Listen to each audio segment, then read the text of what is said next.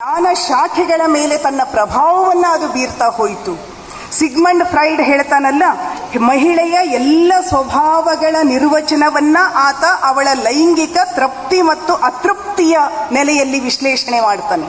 ಇದನ್ನ ಬೆಟ್ಟಿ ಫ್ರೀಡ್ ಒಂದು ಕ್ಷಣ ನೆನಪಿಸಿಕೊಳ್ಳಿ. ಹೆಣ್ಣಿನ ದೇಹ ಕೇಂದ್ರಿತವಾದಂತ ಈ ಭ್ರಮೆ ಇದೆಯಲ್ಲ, ಅಪಾದ ಸಾಮಾಜಿಕ ನಿರ್ಬಂಧವನ್ನ ಅವಳು ಒಂದು ಚೂರು ಕಂಪಿಸಿದರೂ ಕೂಡ ಅವಳನ್ನ ಕುಲಟೆ ಅನ್ನುವಂತಹ ಅವಳಿಗೆ ನಮ್ಮ ಜನಪದ ತಾಯಂದಿರು ಹೇಳ್ತಾರೆ ಹೆಣ್ಣಿನ ಲೈಂಗಿಕತೆಯ ಬಗ್ಗೆ ಹೇಗಿದೆ ಅವಳ ಸ್ಥಿತಿ ಅಂತಂದ್ರೆ, ಅವಳ ದೇಹ ಕೂಡ ಅವಳಿಗೆ ಸಂಬಂಧವೇ ಇಲ್ಲ. ಆ ದೇಹ ಯಾರದೋ ನಿರ್ವಚನದ ಮೂಲಕ ಇರುತ್ತೆ.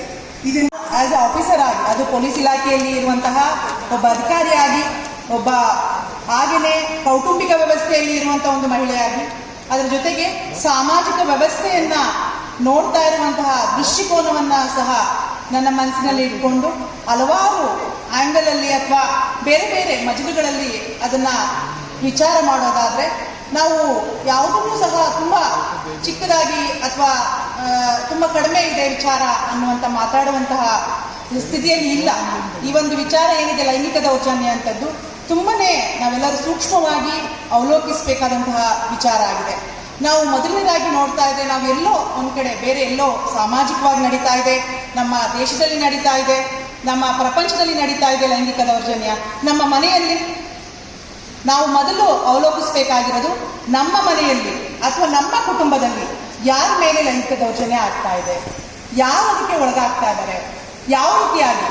ನಾವು ಲೈಂಗಿಕ ದೌರ್ಜನ್ಯ ಅಂದ ತಕ್ಷಣ ಬರೀ ಏನೋ ಅವರಿಗೆ ದೇಹ ಮುಟ್ಟಿ ನಾವು ಅದರ ದೌರ್ಜನ್ಯ ಮಾಡ್ತಾ ಇದ್ದೀವಿ ಅಂತಲ್ಲ, ವರ್ಬಲ್ ಆಗಿರ್ಬೋದು, ನಾವು ನೋಡುವಂತಹ ನೋಟ ಆಗಿರ್ಬೋದು, ಗೆಸ್ಚರ್ ಆಗಿರ್ಬೋದು. ಇವತ್ತಿನ ಪ್ರಪಂಚದಲ್ಲಿ ಸೈಬರ್ ಹರಾಸ್ಮೆಂಟ್ ಆಗಿದೆ. ಸೈಬರ್ ಏನು ಕ್ರೈಮ್ ಅಂತೇಳಿ ಕರಿತಾ ಇದ್ದೀವಿ, ಯಾವುದೋ ಒಂದು ವಿಡಿಯೋಗಳ ಮೂಲಕ ಆಗಿರ್ಬೋದು, ಅಥವಾ ಅವ್ರ ಹತ್ರ ಯಾವುದೋ ಒಂದು ಫೋಟೋವನ್ನ ಶೇರ್ ಮಾಡಿಕೊಂಡು ಅವರಿಗೆ ದೌರ್ಜನ್ಯವನ್ನು ಮಾಡುವಂಥದ್ದಾಗಿರ್ಬೋದು. ಅದರ ಒಂದು ಏನು ವಿಸ್ತಾರತೆ ಅಂತ ಹೇಳ್ತೀವಿ, ಅದು ತುಂಬಾನೇ ಬೇರೆ ಬೇರೆ ಒಂದು ಮಜಲುಗಳಲ್ಲಿ ಅಥವಾ ಬೇರೆ ಬೇರೆ ಹಂತದಲ್ಲಿ ನಡೀತಾ ಇದೆ. ನಮ್ಮ ಒಂದು ಇಲಾಖೆಯಲ್ಲಿ ಅಥವಾ ಅಪರಾಧಿಗಳನ್ನು ನೋಡುವಾಗ ನಮಗೆ ಅದು ತುಂಬಾ ಚೆನ್ನಾಗಿ ಅರ್ಥ ಆಗುತ್ತೆ, ಯಾವ ಯಾವ ವ್ಯವಸ್ಥೆಯಲ್ಲಿ ನಾವಿನ್ನು ಬದುಕ್ತಾ ಇದ್ದೀವಿ ಅನ್ನುವಂಥದ್ದು. ಮೇಡಮ್ ಹೇಳ್ತಾ ಇದ್ರು, ಎಲ್ಲಿ ನಿಂತು ಮಾತಾಡ್ತಾ ಇದ್ದೀವಿ ಅಥವಾ ಎಲ್ಲಿ ನಿಂತ್ಕೊಂಡು ನಾವು ಈ ದೃಶ್ಯಗಳನ್ನ ಅವಲೋಕನ ಮಾಡ್ತಾ ಇದ್ದೀವಿ ಅಂತ ಹೇಳಿ.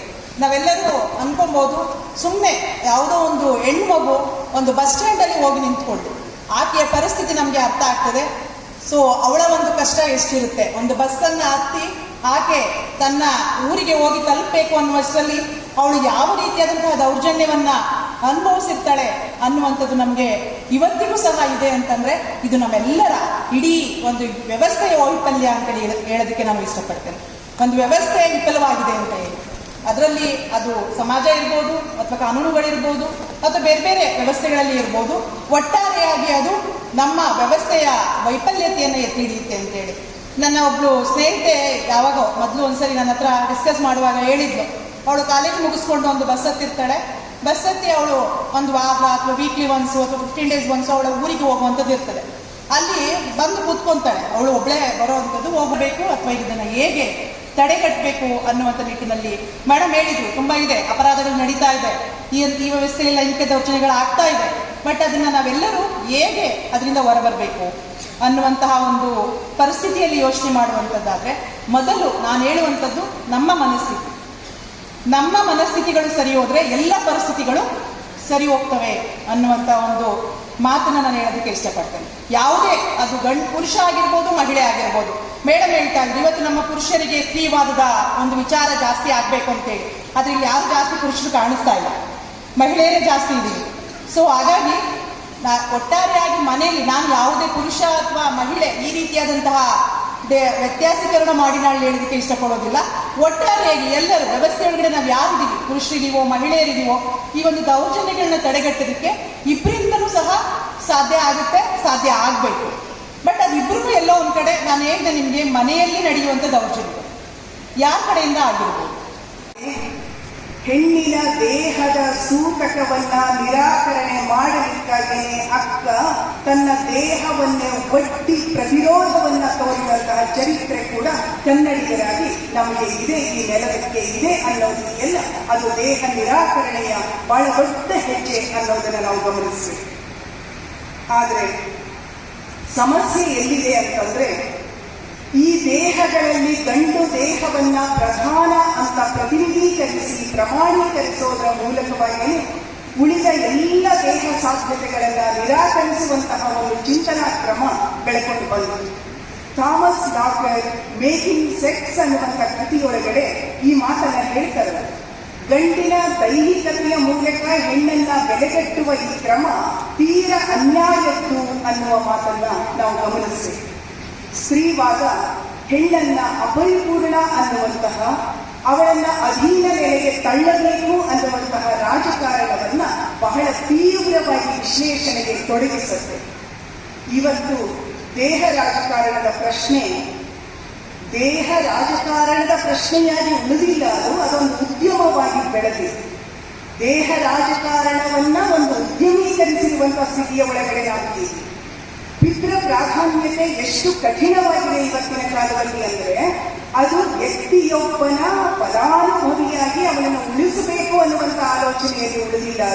ಅದು ಇವತ್ತು ಒಂದು ಪ್ರಬಲ ರಾಜಕೀಯ ಸಂಸ್ಥೆಯಾಗಿ ಕೆಲಸ ಮಾಡ್ತಾ ಇದೆ. ಅಭಿಪ್ರಾಯಗಳನ್ನು ಉತ್ಪಾದಿಸುವಂತಹ ಒಂದು ಅಂಗವಾಗಿ ಅದು ಬೆಳೆದು ನಿಂತಿದೆ. 1970ರ ದಶಕದಲ್ಲಿ ಎರಡನೆಯ ಅಲೆಯ ಸ್ತ್ರೀವಾದ ಅಂತ ನಾವು ಯಾವುದನ್ನ ಕರಿತೀವಿ, ಆ ಸ್ತ್ರೀವಾದ ಬಹಳ ಮುಖ್ಯವಾಗಿ ಚರ್ಚೆಗೆ ಎತ್ತಿಕೊಂಡಿದ್ದು. ಹೇಗೆ ಮೊದಲ ಅಲೆಯೊಳಗಡೆ ಮತದಾನದ ಹಕ್ಕು ಬಹಳ ಮುಖ್ಯವಾಗಿತ್ತು, ಅದೇ ರೀತಿಯೊಳಗಡೆ ಎರಡನೆಯ ಅಲೆಯ ಒಳಗಡೆ ನನ್ನ ದೇಹ ನನ್ನ ಹಕ್ಕು, ಪರ್ಸನಲ್ ಈಸ್ ಪೊಲಿಟಿಕಲ್ ಅನ್ನುವಂತಹ ಘೋಷಣೆಗಳು ಮತ್ತು ಆಲೋಚನಾ ಕ್ರಮಗಳು ಬಂದದ್ದನ್ನು ನಾವು ಗಮನಿಸ್ತೀವಿ. ಇಂತಹ ಹಕ್ಕೊತ್ತಾಯಗಳು ಹೆಣ್ಣಿನ ಲೈಂಗಿಕತೆ, ಅವಳ ಗರ್ಭಧಾರಣೆ, ಅವಳ ಶಿಶುಪಾಲನೆ, ದೇಹ ನಂಟಿನ ಸಂದರ್ಭದ ಈ ಎಲ್ಲ ನಿರ್ಣಯಾಧಿಕಾರವನ್ನ ಹೆಣ್ಣಿನಿಂದ ಕಿತ್ತುಕೊಂಡಿರುವುದರ ಬಗ್ಗೆ ಪ್ರತಿರೋಧವನ್ನು ನಾವು ಕಾಣ್ತೀವಿ. ಗಂಡಾಳಿಕೆ, ಹೆಣ್ಣಿನ ದೇಹದ ಕುರಿತು ಹುಟ್ಟಿಸಿಕೊಂಡಿರುವಂತಹ ಈ ಮಿಥ್ಯಗಳಿದಾವಲ್ಲ, ಅದು ಹೇಗಿದೆ ಅಂತಂದ್ರೆ, ಇದೊಂದು ಭೂಮಿ, ಇದೊಂದು ಕ್ಷೇತ್ರ, ಇದನ್ನ ನಾವು ಆಕ್ರಮಿಸಬಹುದು, ಅತಿಕ್ರಮಿಸಬಹುದು ಅನ್ನುವಂಥದ್ದು. ಇದಕ್ಕೆ ಎರಡು ರೀತಿಯ ನಿರೂಪಣೆಗಳನ್ನು ನಾವು ನೋಡ್ತೀವಿ. ಮೊದಲನೇದಾಗಿ, ಹೆಣ್ಣು ಅನ್ನೋದೇ ಒಂದು ಅಪೂರ್ಣ ಕ್ರಿಯೆ, ಅಪೂರ್ಣವಾಗಿರುವ ರಚನೆ, ದುರ್ಬಲ, ವಿರೂಪ, ಮೈಲಿಗೆ, ಎಲ್ಲ ಸಂಕಟಗಳ ಒಂದು ಮೂಲ ನೆಲೆ ಅನ್ನುವಂತಹ ವಿಶ್ಲೇಷಣೆಯ ಮಾದರಿ ಒಂದಾದರೆ, ಅವಳು ತಾಯಿ, ಅವಳು ಸಂತಾನವನ್ನು ನೀಡುವಂಥವಳು, ಅವಳು ದೇವಿ ಅನ್ನುವಂತಹ ವಿಶ್ಲೇಷಣೆಯ ರೀತಿ ಇನ್ನೊಂದು. ಈ ಎರಡನೇ ವಿಶ್ಲೇಷಣೆ ಎಲ್ಲರೂ ಹೆಣ್ಣನ್ನ ರಕ್ಷಣೆಯಲ್ಲಿ ಇಡಬೇಕು ಅನ್ನುವಂತಹ ಒಂದು ಯೋಚನೆಗೆ ತಳ್ತಾ ಇರುತ್ತೆ. ಇಂತಹ ಸ್ಥಿತಿಯ ಒಳಗಡೆ ನಾವು ಗಮನಿಸಬೇಕಾಗಿರೋದೇನು ಅಂದರೆ, ಹೀಗೆ ಎರಡು ವಿತಂಡವಾದಗಳಲ್ಲಿ ಹೆಣ್ಣನ್ನ ವಿಶ್ಲೇಷಣೆ ಮಾಡಿರುವ ಪರಿಣಾಮವಾಗಿಯೇ ಇವತ್ತಿಗೂ ಅವಳಿಗೆ ಆ ದೇಹಬದ್ಧ ಸೂತಕದಿಂದ ದಾಟೋದಕ್ಕೆ ಸಾಧ್ಯ ಆಗ್ತಾ ಇಲ್ಲ. ಅಲ್ಲಿ ಮುಜುಗರ ಇದೆ, ಲಜ್ಜೆ ಇದೆ, ನಾಚಿಕೆ ಇದೆ. ತನ್ನ ದೇಹದ ಕುರಿತು ತಾನು ಮತ್ತೆ ಮತ್ತೆ ಮರಳಿ ನೋಡಿಕೊಳ್ಳಲೇಬೇಕಾದಂತಹ ಒತ್ತಡಗಳು ಇದಾವೆ ಅನ್ನೋದನ್ನು ನಾವು ಗಮನಿಸ್ತೇವೆ.